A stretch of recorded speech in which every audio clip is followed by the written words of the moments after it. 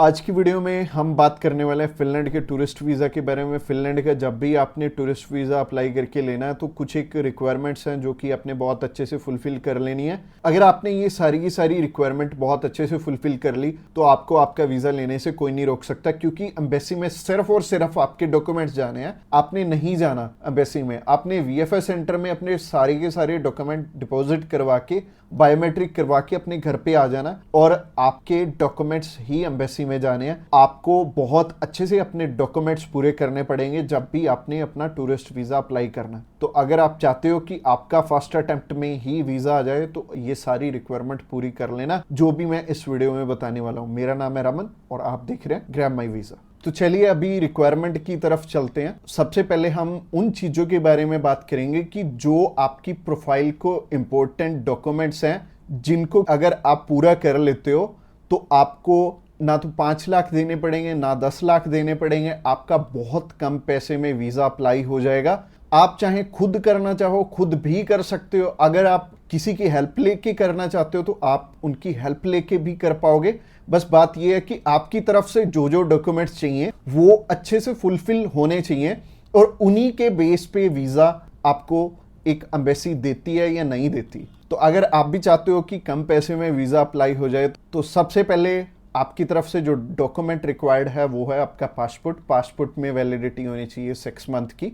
और इसके बाद आपको आईटीआर चाहिए होंगे पिछले 2 साल के और पिछले 3 मंथ की बैंक स्टेटमेंट चाहिए होगी। इसके अलावा आपको कुछ एक चीज़ें और रिक्वायर्ड होंगी जो कि आपके ऑक्यूपेशन से रिलेटेड होंगी। जैसे कि आप अगर बिजनेस करते हैं तो आपका कवर लेटर हेड पे आएगा और आपको अपने बिजनेस का प्रूफ देना पड़ेगा। अगर आपका करंट अकाउंट है तो आपको अपना करंट अकाउंट साथ में अटैच करना पड़ेगा। अगर आप बिजनेस नहीं जॉब करते हैं तो जॉब में क्या है कि अपनी एम्प्लॉयर की साइड से आपको एक एनओसी चाहिए होगी और इसके अलावा आपको अपने एम्प्लॉयर की तरफ से जो आपको सैलरी स्लिप्स मिलती हैं वो आपको चाहिए होंगी। यानी कि अगर आप जॉब कर रहे हो तो आपको 2 चीज़ों की रिक्वायरमेंट है। पहली है सैलरी स्लिप्स और दूसरी जो चीज़ है वो है एनओसी। और एनओसी में क्या चीज़ मेंशन करनी है, आप ये छुट्टियों के लिए यूरोप में घूमने के लिए इंटरेस्टेड हैं और यूरोप में आप जा रहे हैं और इतनी डेट से इतनी डेट तक आपकी कंपनी को कोई प्रॉब्लम नहीं है, वो आपको छुट्टी दे सकती है और इतनी तारीख से आप रीज्वाइन कर रहे हैं। तो इससे क्या होगा कि आपका टाइज स्ट्रॉन्ग हो जाएगा। जब भी हम बात करें अपने बिजनेस अगर किसी का यहाँ पे स्ट्रॉन्ग है या फिर अगर मान लो जॉब अच्छी आप कर रहे हो, अच्छी सैलरी मिल रही है तो आपका बहुत इजीली वीज़ा लग जाता है। जो कि टूरिस्ट वीज़ा में आपको भी पता है कि पैसे बहुत कम खर्चा आता है और मेनली ये ही डॉक्यूमेंट्स हैं जो कि मच इम्पोर्टेंट हैं। और इसके अलावा बाकी तो डॉक्यूमेंट फोटो स्टेट करवाने वाले हैं। यानी कि अगर आप मैरिड हैं तो मैरिज सर्टिफिकेट चाहिए होगा। अगर आपके बच्चे भी हैं तो उनका बर्थ सर्टिफिकेट चाहिए होगा। इसके अलावा अगर कोई स्टूडेंट जाना चाहता है तो उसके मम्मी पापा उसे स्पॉन्सर कर सकते हैं। प्लस उन्हें स्कूल से एनओसी लेनी पड़ेगी कि उनके स्कूल को या फिर कॉलेज को कोई प्रॉब्लम नहीं है कि कोई भी पर्सन अगर जाना चाहता है, कोई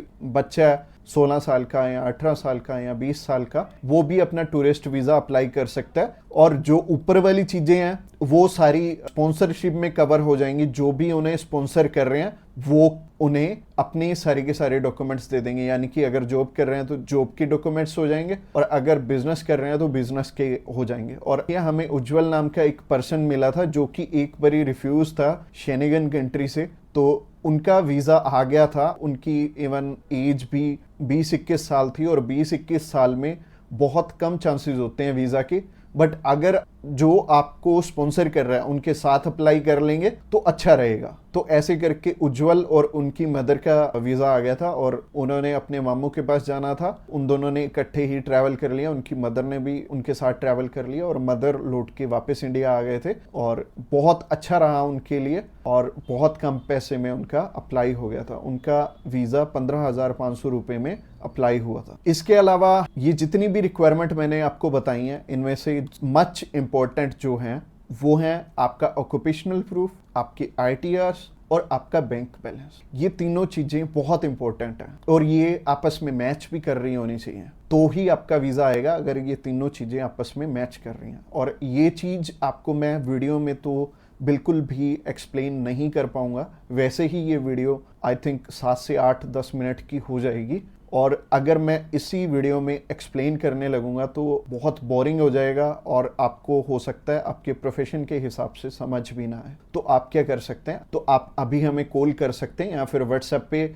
मैसेज भी कर सकते हैं। और व्हाट्सएप पे मैसेज करना चाहते हैं तो आपको डिस्क्रिप्शन बॉक्स में एक लिंक मिल जाएगा, इसी पेज के थ्रू जा सकते हैं। आप हमें कॉल कर सकते हैं डायरेक्टली इस पेज से। इसके अलावा आप हमारे थ्रू अप्लाई करेंगे तो कुछ एक और रिक्वायर्ड डॉक्यूमेंट जो कि हम आपके पूरे करके देने वाले हैं, जैसे कि सबसे पहले आपको अपॉइंटमेंट करके देंगे, उसके बाद आपका air ticket, travel insurance, hotel booking की जाएगी, उसके बाद आपकी cover letter, visa application form और आइटनरी भी बनाई जाएगी। अगेन बोल रहा हूँ कि आपके डॉक्यूमेंट मच नीडेड रहेंगे। इसके अलावा हमारी जो एक्सपर्ट टीम है वो आपकी बहुत अच्छे से हेल्प करने वाली है हर एक डॉक्यूमेंटेशन पूरा करने में। बस आपको क्या चाहिए, आपको अपनी तरफ से जो जो डॉक्यूमेंट्स हैं, जैसे कि मैंने बताया, अगर आपको समझ में नहीं आया इस वीडियो के थ्रू तो आप अभी हमें कॉल कर सकते हैं या फिर व्हाट्सएप पे मैसेज भी कर सकते हैं। और व्हाट्सएप पे मैसेज करना चाहते हैं तो आपको डिस्क्रिप्शन बॉक्स में एक लिंक मिल जाएगा और ये जो पेज है, ये पेज को आप सारा चेकआउट करिए। आप अगर आप हमारे बिल्कुल लेटेस्ट जो सक्सेस स्टोरीज हैं वो देखना चाहते हैं तो आप हमारे इंस्टाग्राम चैनल पे भी इसी पेज के थ्रू जा सकते हैं। आप हमें कॉल कर सकते हैं डायरेक्टली इस पेज से, और इस पेज का लिंक आपको डिस्क्रिप्शन बॉक्स में मिलेगा। तो ये बहुत सिंपल रहेगा, जब भी आपने किसी भी शेनेगन कंट्री का अप्लाई करना है तो आप इस पेज के थ्रू कर सकते हैं और आपको बिल्कुल भी टेंशन लेने की ज़रूरत नहीं है। हमारी टीम्स ऑफ एक्सपर्ट्स हमेशा रेडी है आपकी हेल्प करने के लिए। और अपनी रिक्वायरमेंट अच्छे से पूरी कीजिए। रिक्वायरमेंट अगर पूरी नहीं होगी तो चांसेस है कि आपका वीज़ा रिफ्यूज़ हो जाए। और जैसे कि मैंने रिक्वायरमेंट बहुत अच्छे से समझाई है इस वीडियो में। इसके अलावा जो एंड स्क्रीन में आपको वीडियो दिख रही है वो प्रोसेसिंग के ऊपर है, और उस प्रोसेसिंग वाली वीडियो को भी आपने बहुत अच्छे से ध्यान से देखना है, क्योंकि उस वीडियो में मैंने आपको बता रखा है स्टेप बाय स्टेप आपके कितने पैसे लगने वाले हैं और कैसे कैसे आपने पैसे हमें देने हैं। अगर आप हमारे थ्रू अप्लाई करना चाहते हो तो अगली वीडियो भी आपको देखनी जरूरी है। Thanks a lot for watching this video till the end.